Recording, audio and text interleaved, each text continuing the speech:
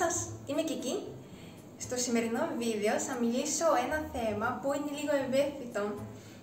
Θα πω τα πράγματα τα οποία μου αρέσουν λιγότερα στην ζωή της Ελλάδας. Πριν από αυτό θέλω να σας τονίσω ότι στο προηγούμενο βίντεο έχω αναφέρει για τα πράγματα που μου αρέσουν στην Ελλάδα, περισσότερο από την ζωή της Ιαπωνίας, και σήμερα θα κάνω το αντίθετο. Πρώτον, υπάρχουν πολλά άτομα που παραγγέλνουν ένα καφέ με delivery. Αυτό δεν είναι καθόλου φιλικός προς το περιβάλλον και νομίζω πως είναι μια αιτία για την οποία δεν αυξάνεται το ποσοστό της χρήσης για το μπουκάλι θερμός, το επαναχρησιμοποιούμενο μπουκάλι.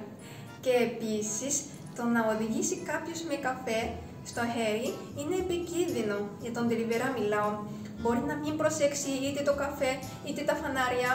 Ελπίζω να είναι το καφέ, αλλά ο καφές είναι κάτι το οποίο το παραγγέλνουμε εμείς, οπότε και εκεί πρέπει να δώσουν σημασία. Αλλά τα φανάρια είναι πολύ βασικά, οπότε δεν πρέπει να ξεχάσει και τα φανάρια, να προσέξει και τα φανάρια. Προσωπικά θεωρώ ότι για έναν καφέ delivery είναι υπερβολικό.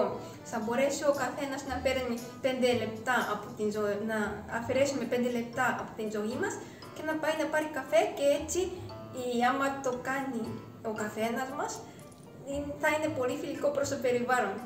Και επίσης ένα αρνητικό στοιχείο σε αυτό είναι ότι σε κάποιες καφετέριες αναγκάζονται να πάρουν έναν υπάλληλο που είναι μόνο για τον delivery. Και σε κάποια μαγαζιά που δεν έχουν πολλή δουλειά, που είναι απομακρυσμένο σε περιοχή, είναι επιπλέον κόστος για το μαγαζί, και έτσι αναγκάζεται είτε να αυξήσει το κόστος του καφέ είτε να χαμηλώσει την τιμή του υπαλλήλου. Οπότε δεν είναι καλό ούτε για το μαγαζί ούτε για τον delivery. Το δεύτερο στοιχείο που μου αρέσει λιγότερο στη ζωή της Ελλάδας είναι ότι πολλές φορές άμα πληρώνουμε τους δημόσιους υπαλλήλους κάνουν καλύτερα τη δουλειά.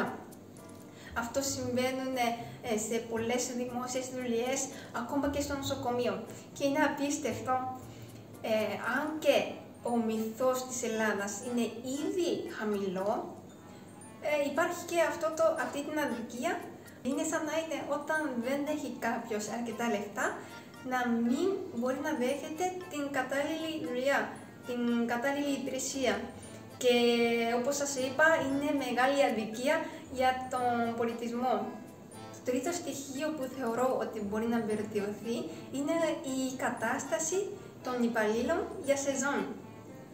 Για σεζόν συνήθως λένε όχι ότι έχει διαμονή και έχει φαγητό, αλλά η κατάσταση της διαμονής είναι ότι δεν πρέπει, από τη θέμα καθαριότητας, από τη θέμα περιοχής, από τη θέμα διάφορα πράγματα, ότι είναι πολλά άτομα μαζί στο ίδιο δωμάτιο και αυτό συμβαίνει, και φαγητό να είναι ό,τι φτηνό φαγητό που μπορούμε να φανταστούμε.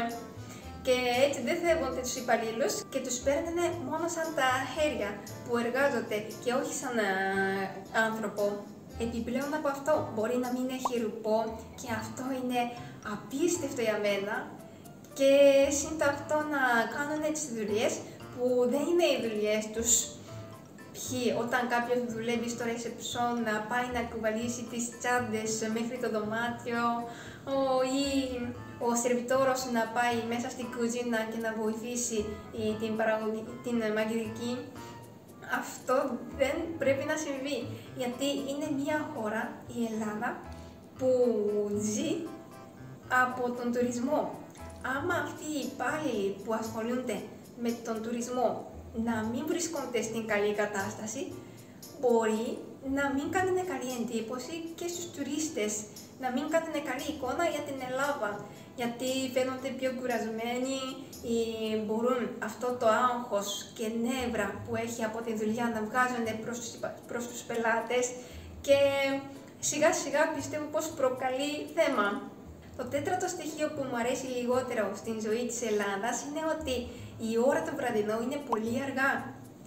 Είναι μετά τις 9 και κάποιοι τρώνε μετά τις 10.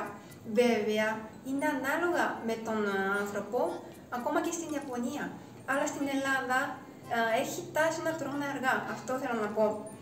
Και μετά τις 9 είναι αρκετά αργά, γιατί όχι μόνο ότι είναι αργά σαν ώρα, αλλά είναι κοντά στην ώρα που πάει για ύπνο.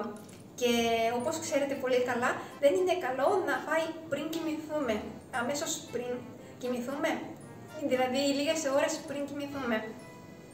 Και όταν, για παράδειγμα, τα παιδιά βλέπουν τους γονείς να τρώνε αργά, και τα παιδιά φυσιολογικά αρχίζουν και να τρώνε αργά το βραδινό. Και έτσι γενιά σε γενιά μεταδίδεται αυτός ο γεγονός και δεν θα τελειώσει ποτέ. Αν πεινάνε κάποιοι το βράδυ, θα μπορούσαν να φάνε κάποιο γιαούρτι, λαχανικά, σαλάτα και σιγά σιγά να μειώσει το ποσοστό, είτε να μετακύλουμε αυτή την ώρα πιο μπροστά. Μια φυσιολογική ώρα για την Ιαπωνία για το βραδινό είναι 7 με 8 και είναι μια κατάλληλη ώρα, πιστεύω. Οπότε μακάρι να εφαρμοστεί αυτό και στην Ελλάδα. Το πέμπτο στοιχείο που μου αρέσει λιγότερο είναι ότι υπάρχει το ίδιο text σε πολλές ιστοσελίδες. Πρέπει να σας εξηγήσω αυτό. Όταν ψάχνω κάτι στο Google, για παράδειγμα, βγαίνουν πολλές ιστοσελίδες σχετικά με την αναζήτησή μου. Πατάω το πρώτο, μου βγάζει ένα κείμενο, κλείνω. Μετά πατάω το δεύτερο, βγάζει το ίδιο text με την πρώτη ιστοσελίδα, ισχύει και για το τρίτο. Και σαν να υπάρχουν το ίδιο text σε διαφορετικές ιστοσελίδες. Και δεν μπορώ να πιστέψω ότι υπάρχουν κάποια άτομα που κερδίζουν από αυτό, δηλαδή κάνοντας απλά το copy-paste του text, να κάνουν αυτό επάγγελμα. Και αυτό είναι κάτι το οποίο μου νευριάζει, να πω την αλήθεια, γιατί δεν φτάνω ποτέ στην πληροφορία που επιθυμώ να το έχω. Η Ελλάδα είναι ήδη μια χώρα που έχει μικρό πληθυσμό, υπάρχουν λίγες πληροφορίες, γιατί υπάρχουν λίγα άτομα που γράφουν το κείμενο, λίγα άτομα που ασχολούνται σε αυτό το τομέα, αλλά σύντομα αυτό βρίσκω και οι ίδιες πληροφορίες παντού.